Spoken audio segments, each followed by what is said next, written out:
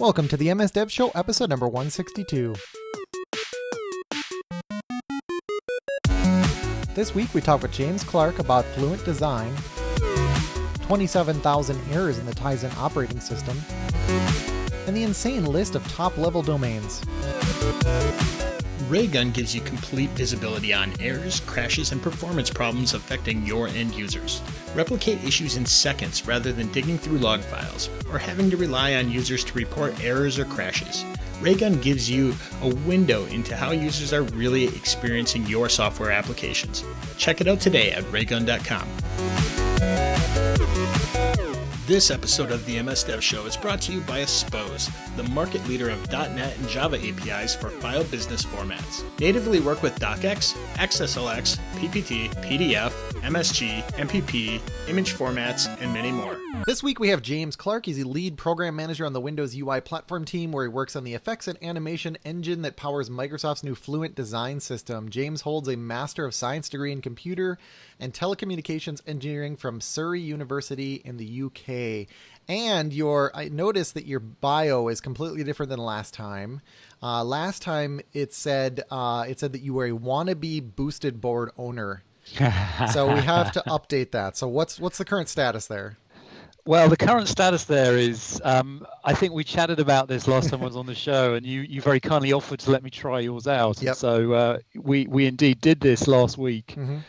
And the experience was so fun that I ordered one, and it actually showed up yesterday. So I'm now not a wannabe owner, but I'm an actual owner. So yeah, how long did it take to wipe that smile off your face? Because man, you was just going. My credit card bill certainly. Yeah.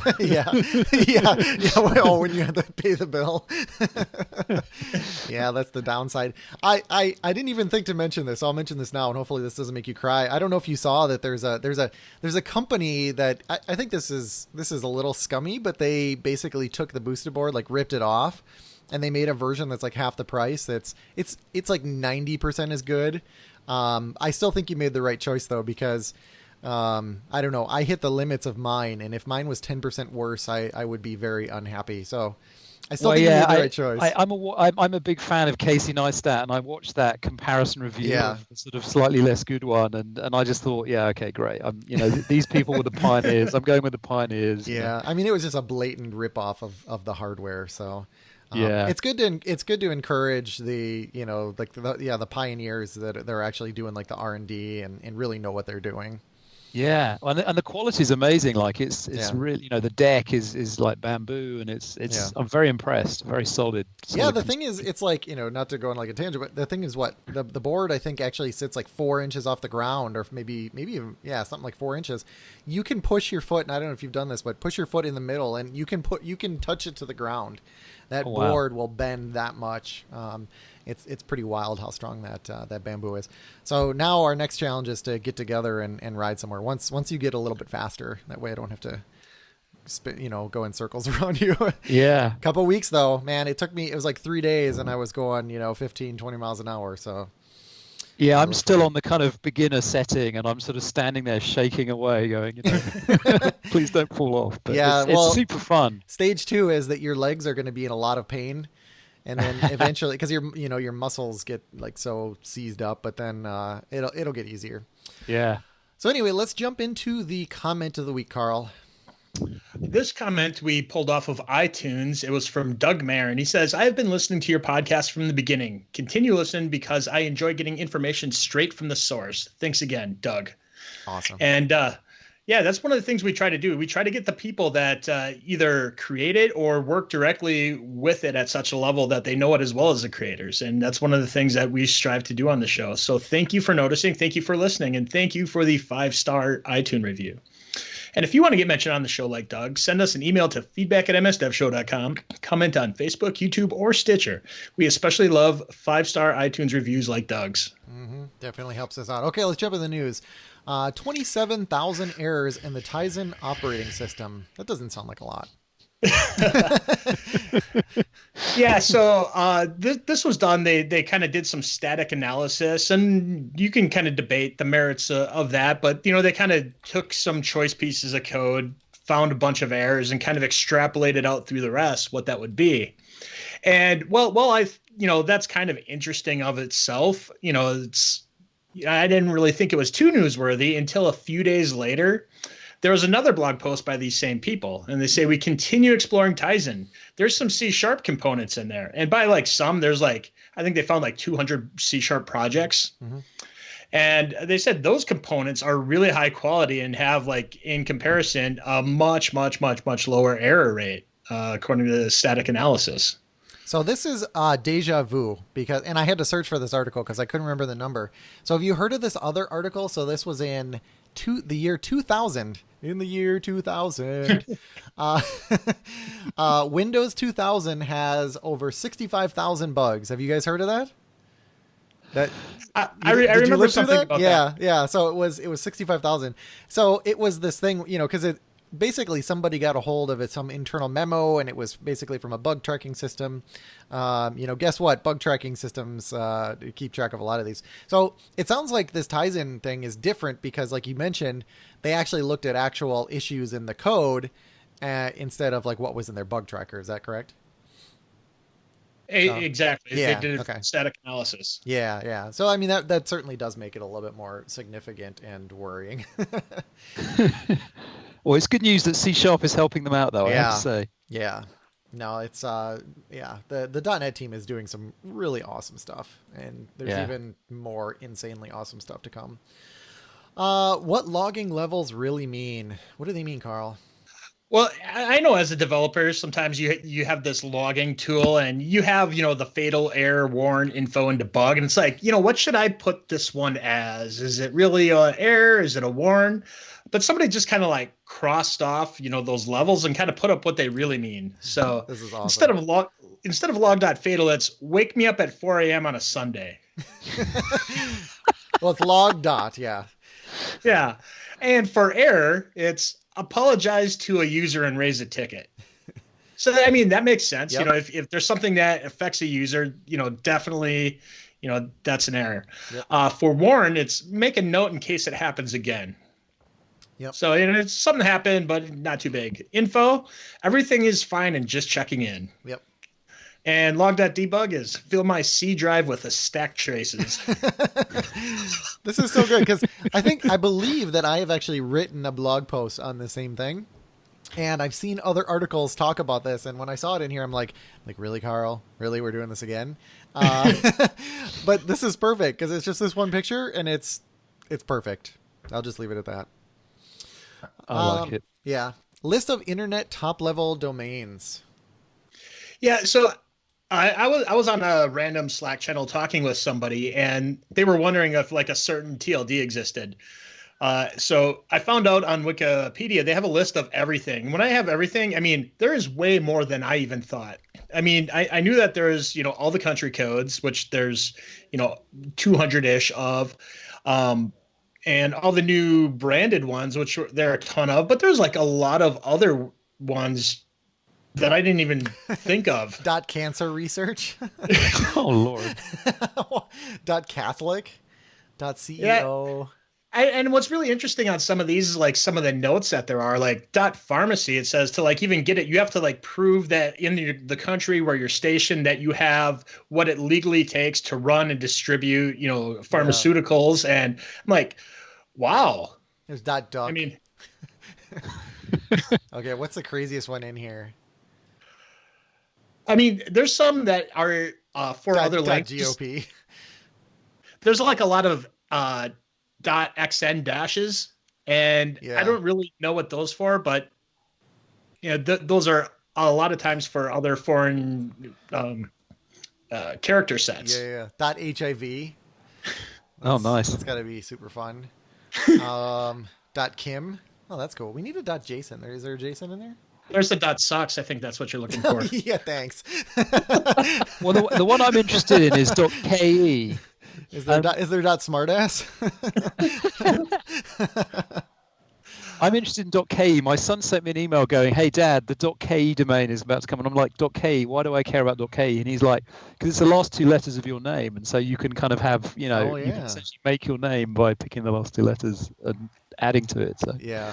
Anyway, I'm And gonna then stop some going of the through this. ones There's I a lot wasn't in aware here. of, and some of the ones I weren't aware of, like there's a .Microsoft, .Yahoo. So I mean, like just business names are taken up as TLDs. So what would you use .Microsoft for? It would be like us.Microsoft. Store.Microsoft. That'd be interesting. yeah, I don't know. I think .com is still king, right? But I always It's thought, changed, yeah, but there's certain nice ways to brand yourself with some of these other ones. yep. Okay, I gotta start yeah, looking at this. Oh yeah, there is the .ke is Kenya. yeah. It's apparently about to come out. So Yeah. Okay, let's move on. We dwelled on that one way too long. NetDuino is back. I didn't know it was gone. I didn't know it was gone either, but it's nice to know that it's back now. Okay. I mean, for those who don't know, NetDuino was an Arduino hardware that you could write .NET code on, and it understood it natively. So you could have same pinouts, you could use the same shields and stuff that an Arduino has, but you can write your .NET code directly on that. And now that it's back, it also comes with full Mac OS support. So if you have a Mac and you want to write .NET code that runs on this NetDuino, you can do that too. So that's why I thought that made this extra awesome. And not only that, but it's also in stock. So a lot of times when stuff like this happens, they sell out immediately of kits like this, but they're out on Amazon. Okay, that's really cool. awesome. I like it. I already have too many IoT devices, otherwise I'd get one. Yeah. What we've learned from .NET Core SDK telemetry. I thought this one was interesting because, first and foremost, a lot of us as developers forget that telemetry is always being collected on us. I mean, even though we do that in our products for other people, we got to remember that the tools that we use are doing this too. Mm-hmm. But what's really cool is they've opened this back up and shared some of the interesting things up. Which is great. And now that .NET Core also runs on alternate platforms other than just Windows, you can see how people use it differently on Mac OS X or on Linux. So I think if you look halfway down, there's some 3 side-by-side charts that show the top commands run in .NET Core. So you can see in OS X, the top 3 are restore, build, and run. Yeah. On Linux, it's run, restore, build. And on Windows, it's build, test, and restore. That's interesting. I suppose the test makes sense, right? Because you're probably converting something and trying to run your tests. Build, run. Okay, that's that's super interesting.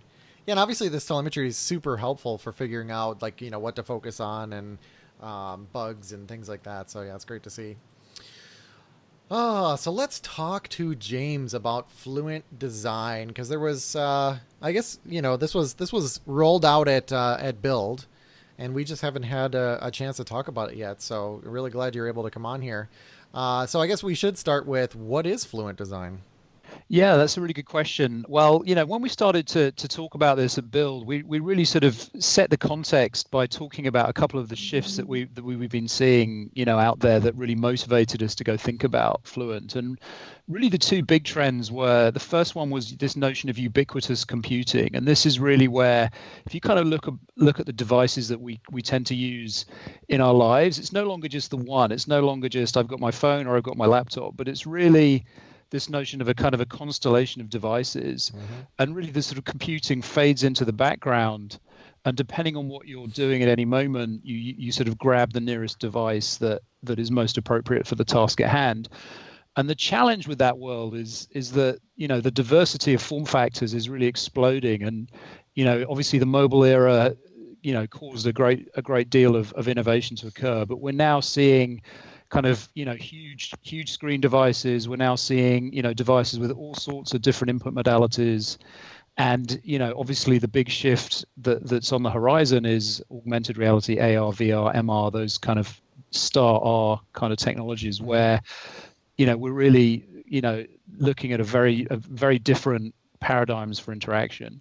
And so ubiquitous computing is definitely something that Microsoft takes very seriously, across the entire company, because it touches all of it, and it's something Satya talks about a lot. And so that was definitely one big shift that we wanted to kind of really consider when we look at how we want to evolve the software and the interfaces to really match that task and match user expectations. The second big shift is really something that we think of in terms of creativity and just that the reigniting of creativity. And what we see is that really, the young people of today are born creative. Like as they start to use their devices, the things that they do with them is really wanting to create, wanting to express themselves, wanting to introduce emotion, and just the notion of how storytelling sort of weaves into more and more of what we do, and so on. And so we, really as we took a step back, we saw those two big shifts and big trends as being, real motivators for how we wanted to think about reimagining the design language. And then if you sort of look at what went before, really what went before was something that from a Microsoft perspective was where it was very sort of born out of that small screen mobile era.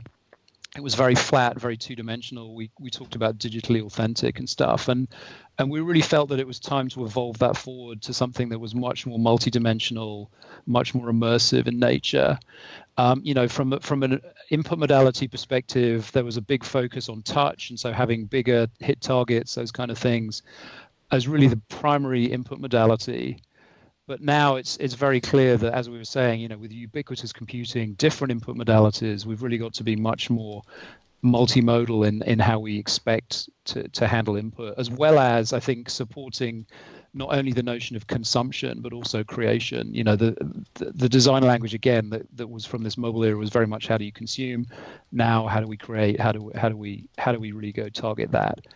And so really it's, a series of trends and shifts that have really caused us to go reimagine how we tackle and how we approach this design language.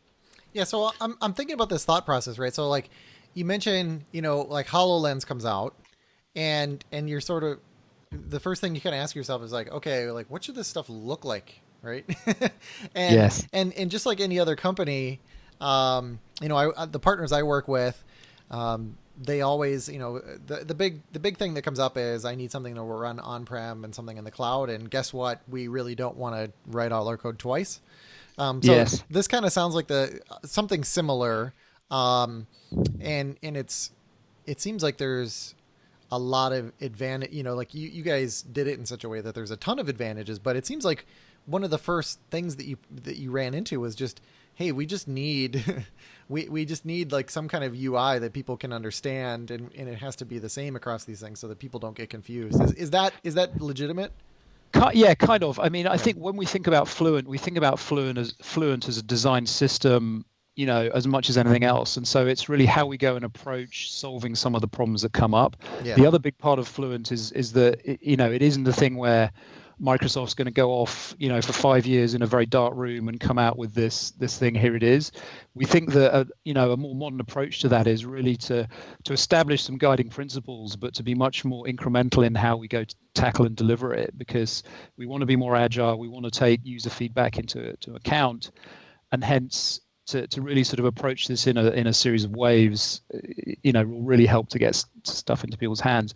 So from the perspective of it being a system, it wasn't really a case of having to solve all of the problems, all at once today, but to pick some, like, so, one example where we were trying to kind of harmonize the language across HoloLens, across other devices, was the notion of focus. And typically in all of these systems, there's some kind of focus that you need. What are you actually trying to click on? You're trying to click on a button. And if you're doing that with touch, then it's a direct manipulation. You can touch down directly on it. But if you're using mouse, if you're using pen, and indeed if you're using kind of a mixed reality device, you need some other notion of how do I actually tell the system what I'm clicking on. And so this was a great example where this notion of the reveal highlight treatment came out. And this is where we wanted to sort of use the notion of light as a way of focusing the eye and being able to disambiguate, do I mean this button or that button?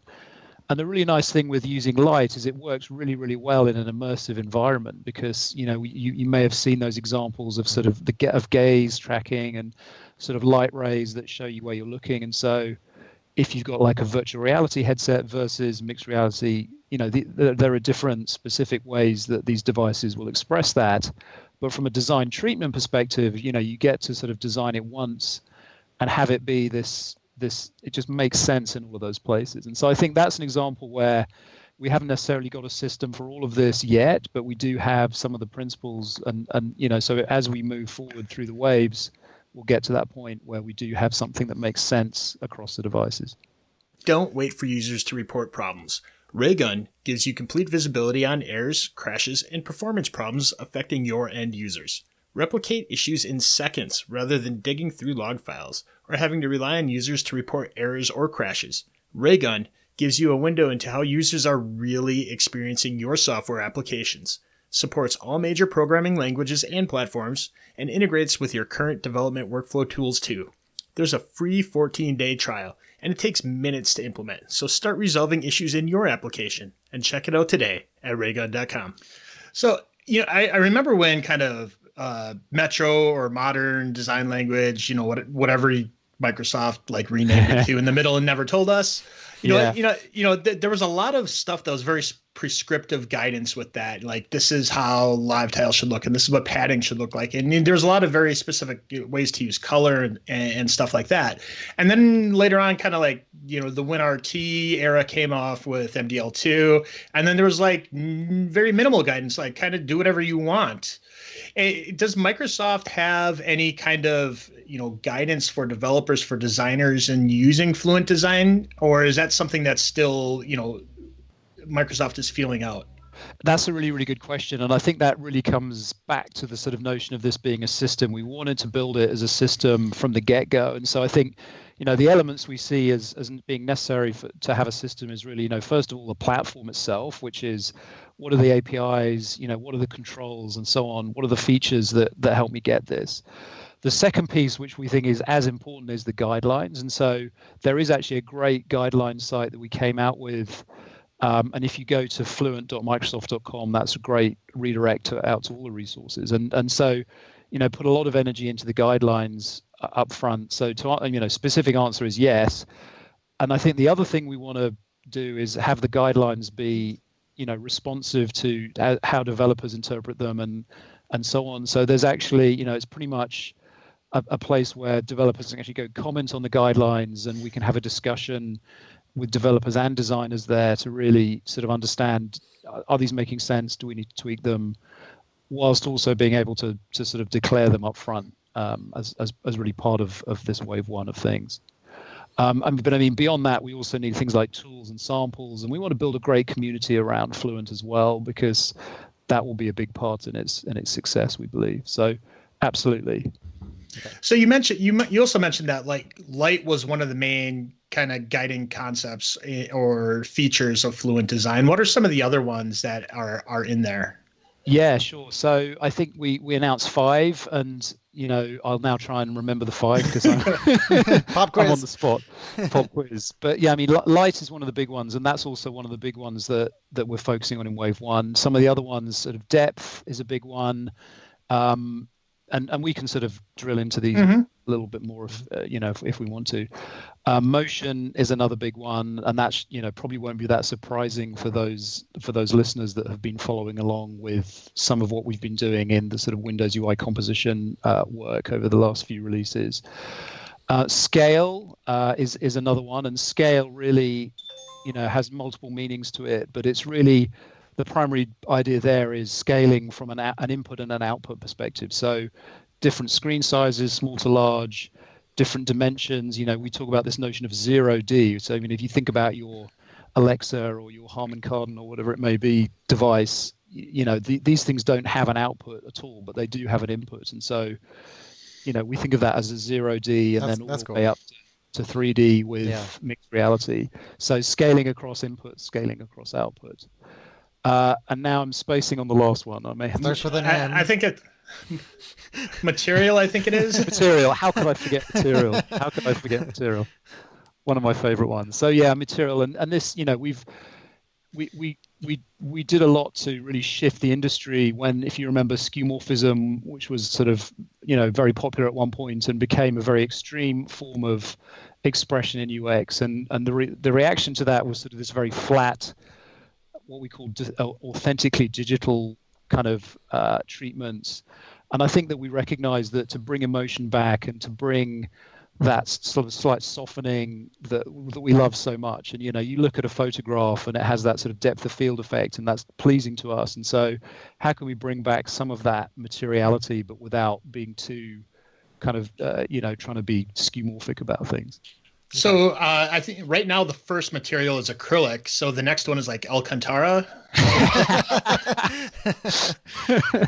Yeah, well, it's funny. I was doing a talk last week in Las Vegas, and I was showing off a tool that we've been putting together called Material Designer. And the people that have been playing around with this came up with this gold material that looked rather nice. And I felt, because I was in Vegas, I had to show gold and how cool it was. Yeah, Alcantara definitely.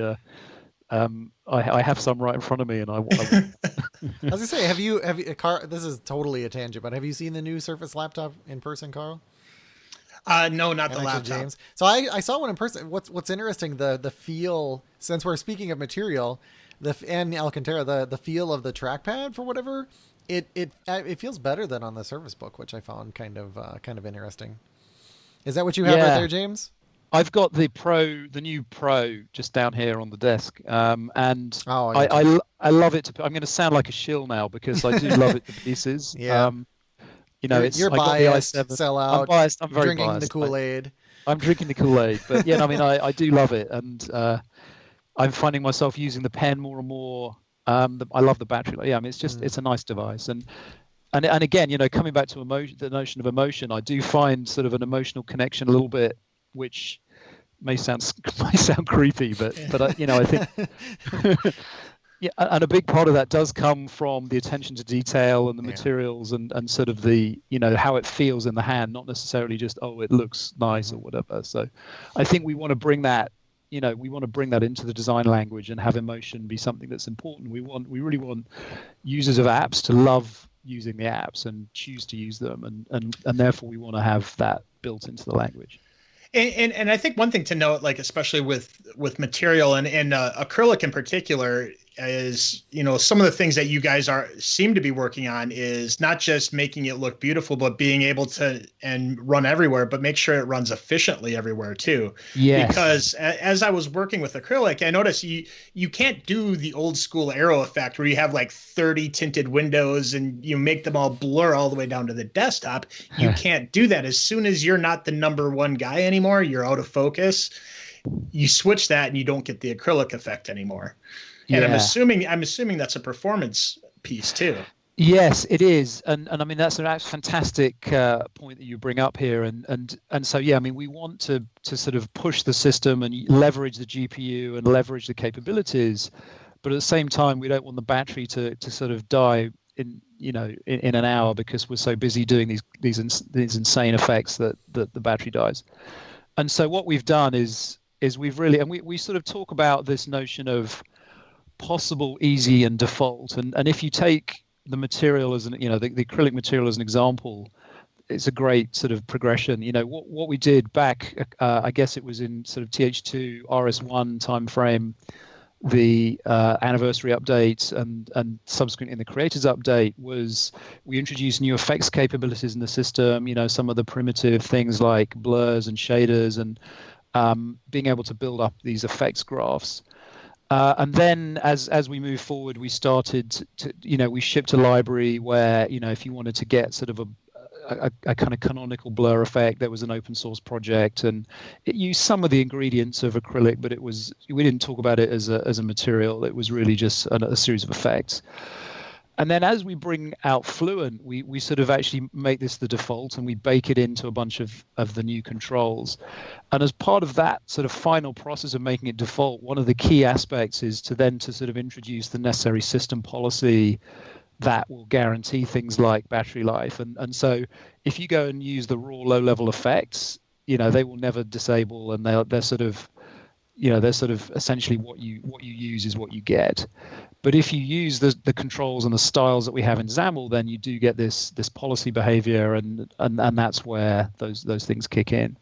So it's a very deliberate progression, and you're going to see that as we introduce things like springs, like one of the things that we're doing in the full creators update, and we'll talk about motion in more detail, but we're introducing that and making that possible in the composition system. And then as we roll out the waves of Fluent, we'll figure out what does it mean to have more of these physics components, and then how do we build them in by default. So I just want to pause for a minute and see if I understand something correctly. So by these policies, what you're saying is, if maybe I'm on a mobile device on my laptop and my battery's getting low, the operating system might disable the effects for my application in order to save battery. Is that the case? Yes. So there's really that is the case. So we do already have this notion of a battery saver, and so again, if you're using the kind of the styles that we define, some of the acrylic styles that are new, you will get that notion of the style will turn off when battery saver kicks in.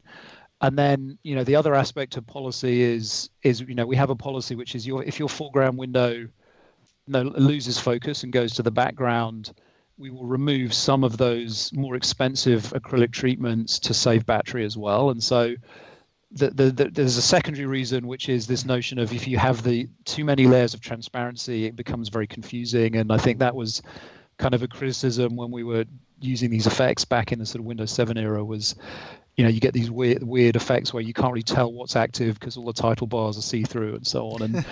And so, I guess there's a policy relating to battery and there's a policy relating to what we think is best for the user in terms of getting confused if there's too much of that. So we think of all of this as policy in a nutshell. Yeah, I've actually used that to my advantage before. So I make my command prompt semi-transparent, and then you can actually put it over like a web page or something else, and it's noisy, but you can still read the web page and what's going on in the command prompt. Yes. And people probably think I'm insane, but there's some times when it actually makes sense, and you can do that. Yes. It's pretty cool.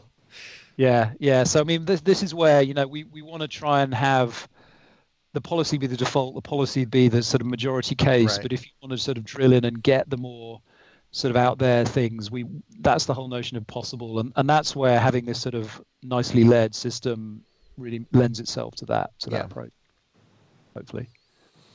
So materials are awesome, and acrylic is really the one that you'll see a lot. And I think another aspect that's been really important with Fluent is to make sure that we really get broad adoption inside of Microsoft. And so if you sort of follow along with some of the enthusiast sites, I do because I'm an enthusiast, I'm again ashamed to admit this, but you will see that as we push out updates to the various inbox apps, they're starting to get the acrylic capability and they're starting to really adopt the Fluent design system. And so we hope that by putting out a lot of usage of this will really sort of lead the way with developers and also lead the way with delighting users with it as well. Yeah, so I noticed, this might be a stupid question, but my calculator looks different. Like, is that using this? It is, yeah. Okay. Calculator is actually. I was like, because I just noticed it today, and I'm like, am I losing my mind, or is this using some of the new stuff?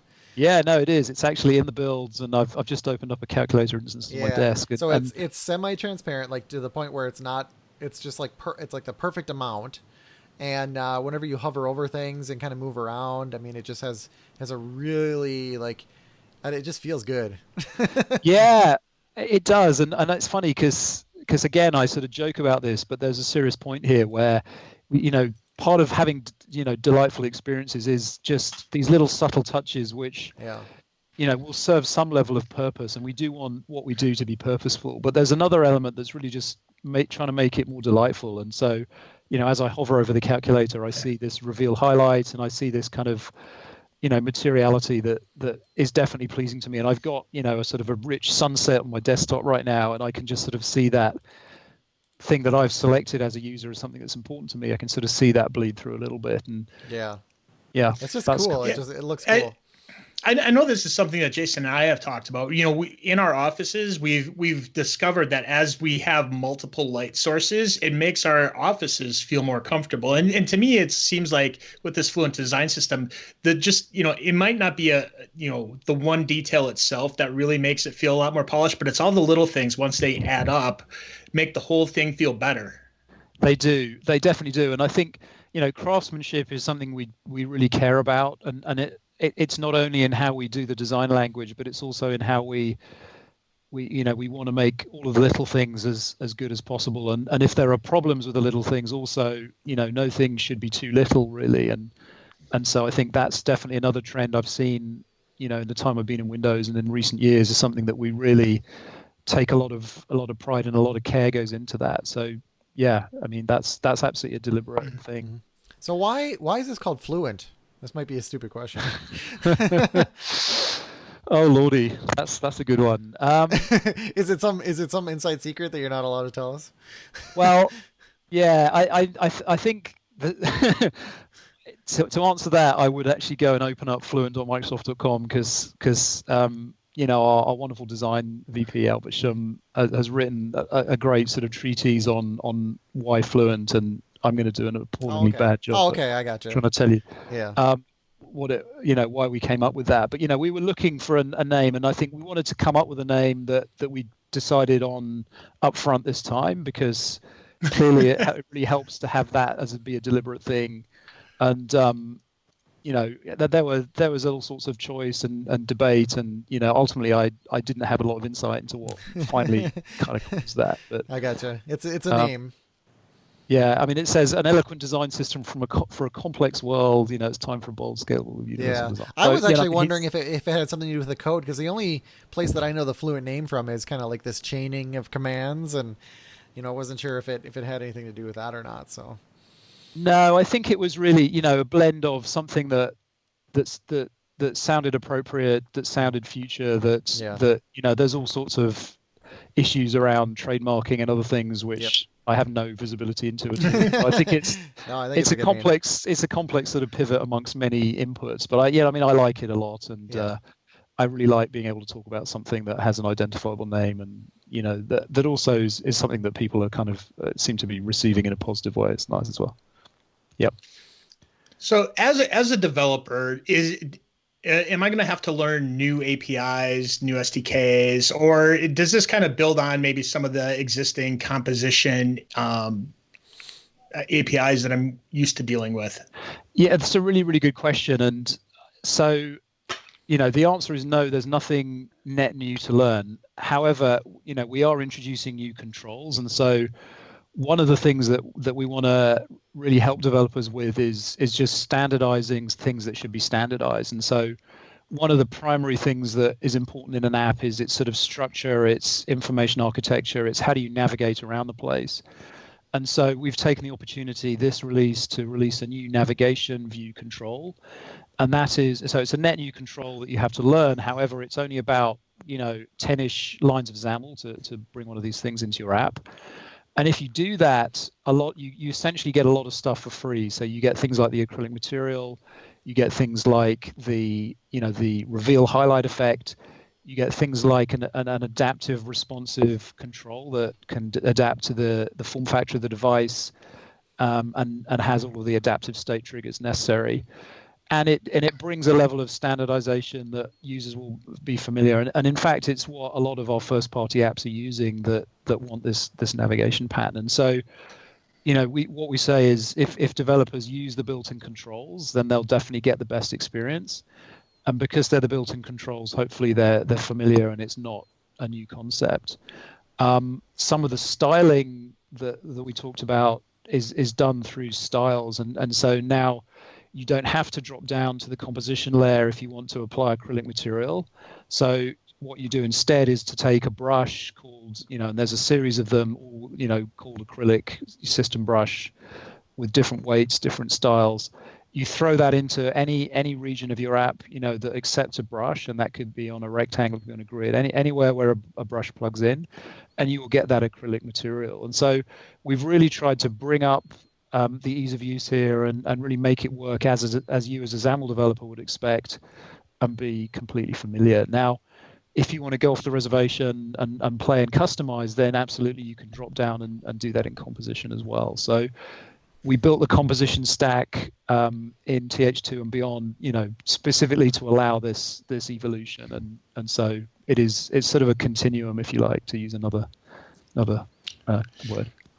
And then I'm assuming that in addition to the new controls that you've given us, you've updated the existing ones, like the reveal highlight on a button, for example. Correct. So there's a set of, and I think we talked about this at Build in terms of the specific controls that get the specific features. But things like if you've got toolbars, things like if you've got list views, you'll get the reveal highlight, and it's also theme adaptive. So if your app is a dark themed app or a light themed app, if you offer the user the ability to switch over between those two themes, you will get the reveal highlight and you'll get the right version that matches the theme. So That's good. yeah, I mean, absolutely. And we're only just getting started with this. We really want to go a lot further than in the future. Yeah, say it with me. More dark themes. More dark themes. Darkness. Yeah, I want to be in the darkness. Actually, the only issue I have with it, like I use the dark theme on everything. The issue I have with it is if I'm in the sun, yeah, you can't read anything. I have to sit there and switch all the themes over so that I can actually see my screen, which is pretty terrible. So if I'm a developer and not a designer, like are these things? Is this just more ammo to like shoot myself in the foot, or is this going to be better for me? I mean, are my apps just going to sort of look a little bit better, and I can just kind of call it a day from that standpoint? It's always a tricky one, being a developer and thinking about design and UI, because if you're a one-man shop, it may not be a skill you have, and so what do you even do about designing apps? And this is why we want you to try and we want the pit of success to be the thing you fall into, and hopefully you don't shoot yourself in the foot by just doing the default sets of things. It's definitely a case where if you get overzealous with how you apply it, just like the canonical example of this is the blink tag, and there are many other I would say animations in general, right? It's just like animations. Yeah, I'm gonna have. I remember I was using Ubuntu years ago, and like I set it up whenever I close a window, like it would go up in flames, and this is like flames, like flame all the things, and it looks so freaking cool. But yeah, that wasn't actually cool. You can get overload, and I mean, one example that I'll give a specific example around is drop shadows, and drop shadows is something that we've enabled in the possible level. We haven't yet delivered the system for it. We will definitely. We've talked about how we want to do more with Z depth in Wave 2 of Fluent. And we definitely do have plans to systematize it. But today, it's very easy to sort of take drop shadows and go nuts with them to the extent that, you shoot yourself in the foot, both now and in the future when we bring the system there and suddenly there's like two different types of drop shadows appearing. Yeah. So I think, it is a bit of a fine line. And I think, with anything that is sort of design and aesthetic, it sort of depends where you're coming from as to, how much of a problem that'll be. But I think when done right, to sort of take drop shadows and spin them positively, if you look at what they've done with them in the recent OneNote update, I don't know if you've had a chance to look at that. I'm looking at it right now. It's the UWP OneNote. That one, okay. Which has actually become incredible, and I've actually switched personally because I love. They've also got some nice physics animations and things in there. I might have to look at that again. Yeah, you should definitely give it a little look. But when you expand out your sort of the notebook tabs, not only do you get this nice animation, but they've used a really nice treatment for shadows, and so that probably took a designer. If I were to try and jam in a bunch of shadows where we don't have a system yet in place, I might easily shoot myself in the foot. And so yeah, I mean, I think we want to make the common case stuff as easy as possible, but also by providing the power, there is that ability to shoot yourself in the foot as well. So you have to be a little bit careful. Dang, this is cool.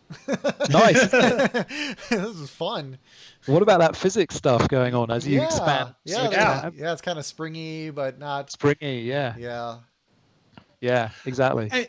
So, as an app developer, I have some beliefs that might not be held in fact. So, I want to believe that if I make my app better looking, that I'll make more money in the long run. Is there any kind of evidence that if I do this, either maybe not money, but more downloads or stuff like that? Is there any evidence that Microsoft has that by making better apps in the design way that I will achieve other metrics? Yes. Well, it's something where we're working to put together some case studies on this, because we do have both empirical and anecdotal evidence that show that when you consider the user experience as a core part of your app, not just the functionality, but just how user experience works and really focus on making it better, that you do, things that go up are things like engagement. So the amount of time a user spends in your app will go up. The stickiness, coming back to your app, using your app in preference to another app, and imagine two apps that have equivalent or similar functionality.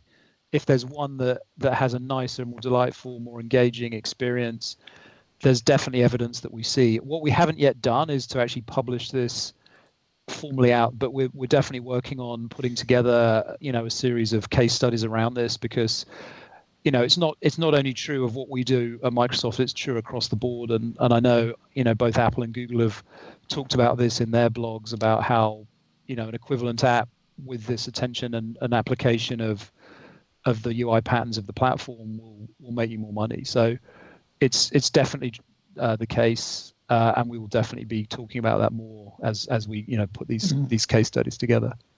Aspose offers a powerful set of file management APIs with which developers can create applications which can create, open, edit, and save the majority of popular business file formats.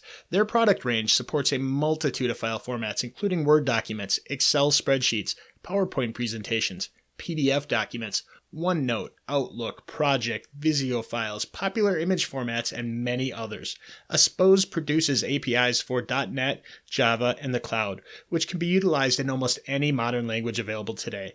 Visit aspose.com for a free 30-day no limitations trial, and if you get stuck, message the friendly support team for help. All technical support is offered free of charge. And remember, if you are a lucky winner, you will receive a free developer small business license for Aspose.net, a powerful toolkit for working with Word documents in your applications. My new notebook is syncing here. No, so does this, thinking about the perspective of the user and the developer, like, I guess my first question is, does this make the user more productive? Like, I actually kind of liked it when we switched to this flat design, because it was very utilitarian. It's just like everything will be flat, you will be efficient, and like we don't need to get all fancy. We were talking like this new one, like it feels good. So like I like it. But actually, when I'm looking at it here, it doesn't look like I'm really sacrificing anything, because the stuff is bouncing around kind of in a logical way. Yes. But are we gaining anything as far as productivity for the user? Well, I think that, the flat design system that we had before, again, one of the challenges with it was that because it was sort of primarily designed for consumption, it didn't really work that well in more productivity focused apps. And so, we saw this internally when apps like Office and others were trying to apply it. If you've got very dense commanding surfaces and lots of nested toolbars and all these other things, that previous design language started to fall apart a little bit, and that's why it was very challenging to update parts of the system with it. And so I think some of the aspects of Fluent are deliberately designed to address some of those productivity things, like how do you disambiguate if you've got a toolbar with a lot of density and you may have multiple toolbars. You can draw lots of lines all over the UI, which is sort of the old way.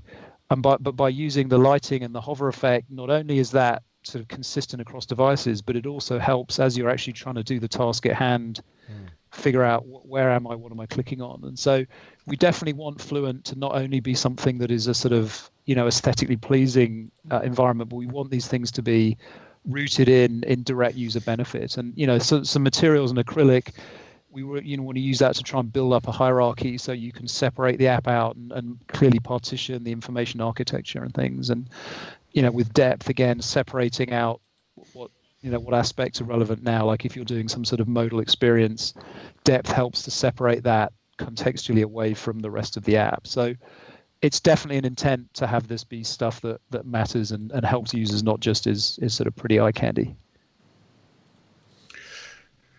So, and you may be skeptical, so no. It's funny because are you trying the new one, Carl?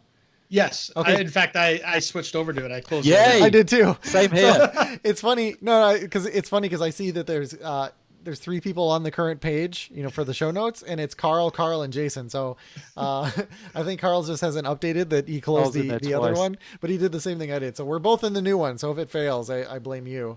Well, so there's a guy on Twitter called Master Dewey who is the product manager for OneNote, and he basically says if there is a single reason why you can't use this modern one, he wants to know about it because they really want people to switch to it. They believe that it's the future, and so on and so forth. Yeah, it used to be way behind. Like it's come a long way. So I guess anybody who's listening, like I was skeptical.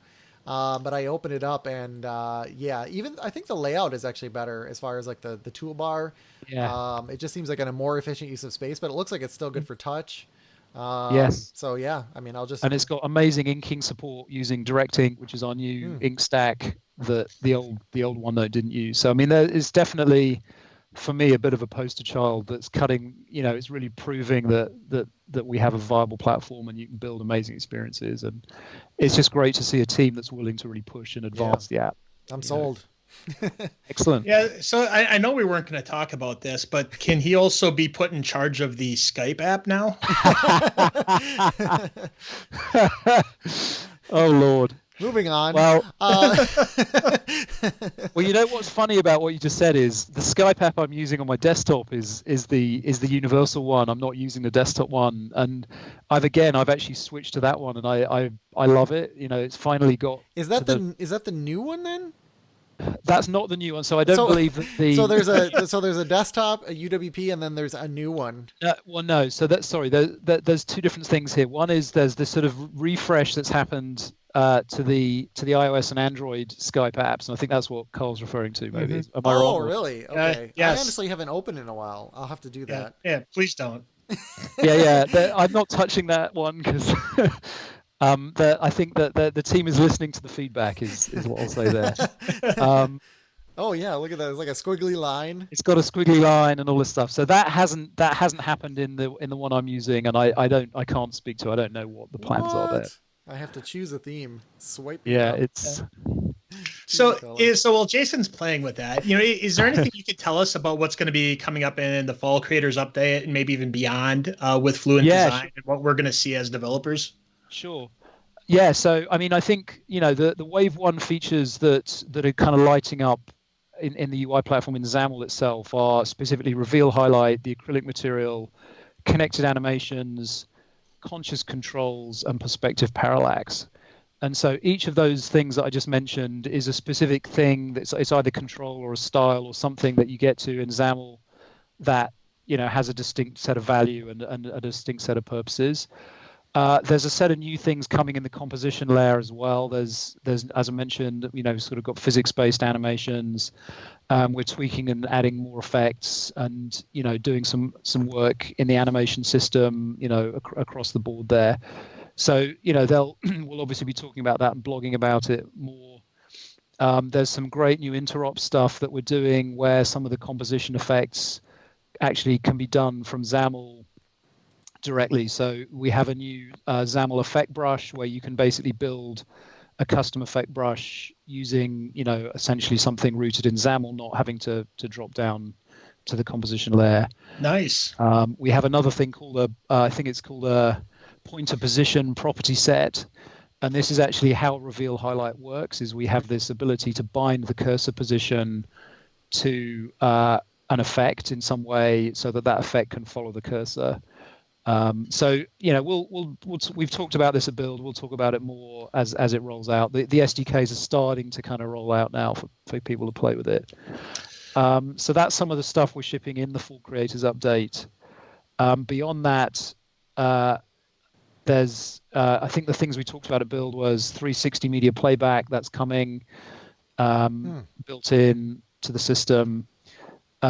More conscious controls. So conscious controls is this notion of, like, if you think of a scroll viewer, if you're using a mouse, then it's really nice to have a scroll bar that you can pick up and grab, and that's what users are familiar with. That's what we've been shipping since probably 1995 or before then. But as you start to have these new input modalities like touch and ink and pen and others, you actually need that great big sliver of your UI to sort of have this dirty great scroll bar there. So why not have the UI actually understand what input you're using and respond to it? And so with conscious scrolling, we have that thing. With conscious headers, it's this notion of, in my app, I have a sort of a header region it may be some hero content, like you go and look at an album and it's the album art or whatever. But as you scroll through the tracks, now I'm looking at the tracks. That header is less important now. And so conscious headers allows that to kind of collapse away automatically and allow the user to focus on the actual content itself. That's another example where this stuff can help usability, because it isn't, again, just you can have the pretty header, but when the user is sort of interacting with the content, you want to see the content. So get the header out of the way for me. I'm sort of rabbiting through this list now. Tell me if I'm going too quickly. No, it's good. Speech is another thing that we really want to make a first-class citizen even more than it is today, and so have speech light up in new places. Also have ink light up in new places, and things like direct editing of ink in text boxes and things like that. And then another big one, which I kind of mentioned earlier, is the sort of Z depth scaling, and sort of thinking about how do we actually stack things in Z, and how does that work when it's in augmented reality versus when it's kind of on the desktop and things like that. We'll be working on more materials. It probably won't be gold. It probably won't be Alcantara, sadly, but I'll probably build my own version of that because I want it.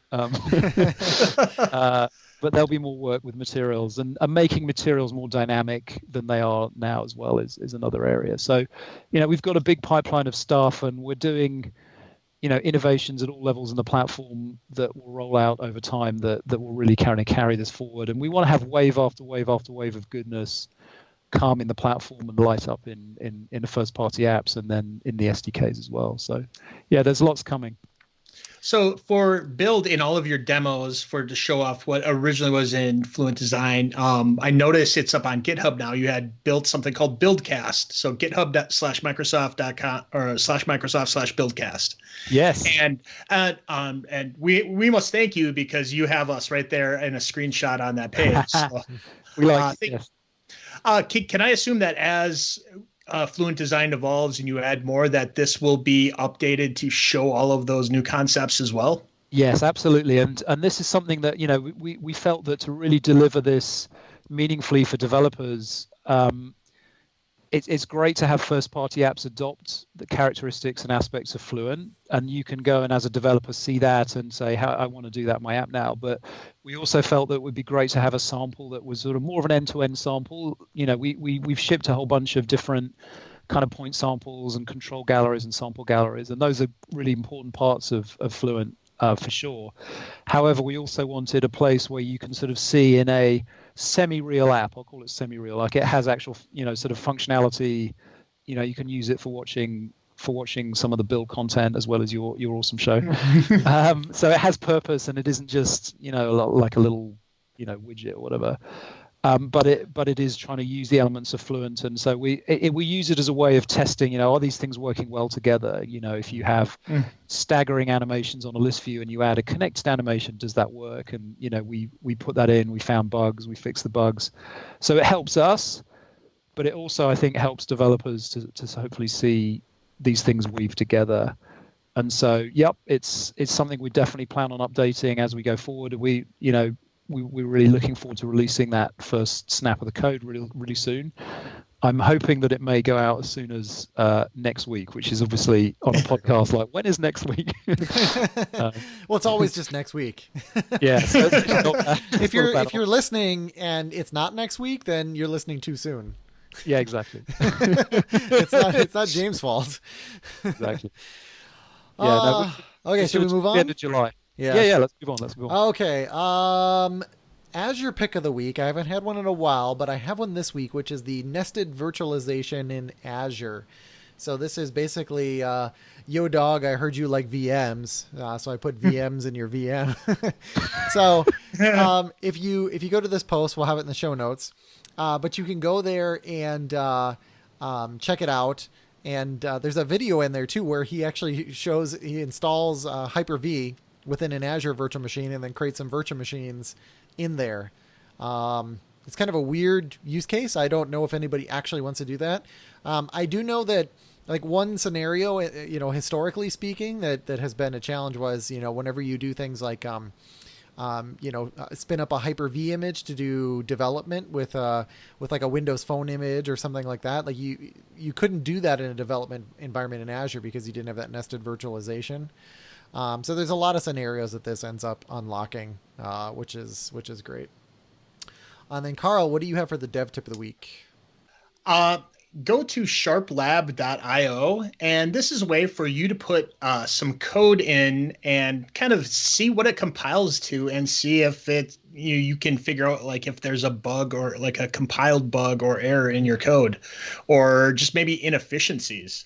So I'm also going to include a link that just kind of shows a little bit more explanation, I guess. So you put your code on the left, and then on the right, you can see it decompiled either in C#, VB, IL, assembly, or the syntax tree. So you can see it in all those different views. And since it's using Roslyn, it can do that pretty quickly, even in a website. So I have this little link that shows, just a method that returns a dynamic object. And you can see how much code it takes to just, create and assign values to a dynamic object. Wow. Yeah, I was gonna do I was gonna do an async thing. I wanted to see what that looked like in IL because I know that there's a whole bunch of magic coming on there. But yeah, this is pretty cool because it's so easy to see like what's going on behind the scenes there. So and you could just put in the snippets of code that it takes to recreate your logic for this, and you could just really see, is it this little piece right here that I'm doing? Yeah. What is So there's a syntax. It all looks the same. Wow, and it even has IntelliSense. That's amazing. Yes, and it has IntelliSense. That's awesome. Did they use the what the heck is that thing? A Monaco editor, I wonder. Maybe that's. I bet that it's actually pretty easy to embed that. The code for this is on GitHub. Yeah, it's pretty easy to embed the Monaco editor and get all that IntelliSense. It's a pretty cool editor. That's nice. Oh, it'll even convert to Visual Basic. Yeah, let's not do that. Yeah. Well, you can go the other way. Actually, you can go, oh, dang it. You can go F# to C#. I want to go the other way. I want to just say I'm an F# developer. IL. I'll just write it all in C# and then ship it in F#. Check it in that way. I'm liking it. Yeah, it's pretty cool. Okay, James. Let's get to the game. Pick a number between 1 and 4 inclusive. I'm going to pick 4 today. Okay. Let's see what we got here. Not that one. Okay, here we go. Would you rather always smell like you do after a weekend camping trip, or always wear an orange traffic cone on your head and bike reflectors all over your clothes? Oh, gosh. Well, orange is my favorite color, so I might have to do that because that's actually, I can see that. How long is always? So here's the thing. I've seen some crazy stuff at the Microsoft campus. If I saw somebody with an orange traffic cone on their head and bike reflectors I don't think there'd be like an audience. I don't think that would be that shocking to people. No, I know. Well, the other advantage is when I'm riding my boosted board, I'm less likely to get hit by a car. So. That's a good point. This is probably... And I'll be smelling sweet, so... Yeah. People will be like, you smell great for a guy with a cone on his head. Riding a boosted board. Yeah. Okay, so that's your final answer? That's my final answer. I'm going with the cone. That's my favorite color. Carl, pick number 3. Number 3? Why would you pick 3? 3 is in high demand. Okay, here we go. I found a 3 that we haven't had. Would you rather be caught picking your nose on the big screen at a huge stadium or in front of all your friends in your classroom? Oh, Lord. This is a game for kids. You change that to like in an open office scenario. I'd still pick on the big screen because, it's embarrassing, but nobody knows you. Yeah, and then you could be turned into a meme. Yeah. Carl the meme. Did you pick a winner? Oh, sounds good. Okay, so James, where can people find you? Well, on the Twitters, I am at ClarkeZone, CLARKE zone is my Twitter handle. That's kind of where I really hang out. I think if you go there, you can get to my GitHub place where I occasionally put sample code and stuff. That is where I hang. Okay, very cool. I just want to make sure I'm following you. I am. And then obviously fluent.microsoft.com. You mentioned earlier, fluent.microsoft.com. which is a nice simple address. Perfect. And then Carl, where can people find you? You can find me on Twitter at Carl Schweitzer. You can find me at ytechie.com or on Twitter at twitter.com/ytechie. So James, thank you for coming on the show and talking about Fluent Design. And also thank you for buying a boosted board, because I'm looking forward to riding with you. Well, thanks very much for having me. It's always a pleasure. Love you guys, listen to your show, and it's great to be able to come on. And yeah, when are we going to race? That's what I want to know.